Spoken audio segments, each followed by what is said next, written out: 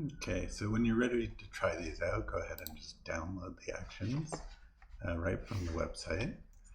You will get a zip file, and if you open up the compressed file, you'll see a bunch of 8TN type files and one AVR file, and those are the actions and the brushes down here. So let's go ahead and install those. I'm going to create a new document in Photoshop, and I'm going to use the default size of 7 by 5 inches at 300 pixels per inch. And most of these actions I designed using this size. So you can adjust the size certainly, but you're going to have to modify the action in some cases. Okay, so you can find your action panel under Windows Actions, and I should go ahead and open up my brushes panel as well, since we'll be using that, and I'll put it down there. So let's install the actions first. You can just go up to, on the actions panel, you just open up the menu and go to load actions.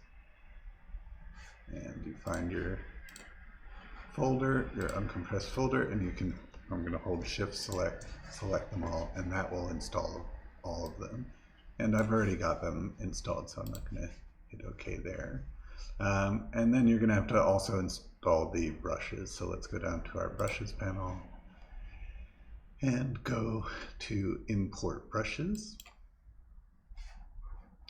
and back to our folder, and you'll see the AVR file there. And again, just hit open and they will install. And they look like this. Open picture, brushes, and all of the brushes are in there. Great. To play the actions, let's open up our first action. Each of them, I've written instructions. So play this for instructions. Let's play it. And you get a little pop-up window telling you how these work and that they are designed for a 7 by 5 inch canvas, how each, kind of a little bit about how each one works, and then how you might modify the action, and then what to do if you get any errors. So let's play our first action. I'm going to just hit play on this shapes action, which produces a cloud, a kind of rough shaped cloud. So let's hit play, and you can see that this action creates a new layer called shape, and it produces this rough cloud shape. And just to walk you through what exactly is happening, it starts by resetting swatches. Here, I'm going to delete this layer. So you can see it makes a layer called shape. It applies a filter called clouds, which is somewhere around here. Clouds, render clouds. It creates a layer effect of a gradient overlay with transparency. So it's basically kind of vignetting the cloud shape.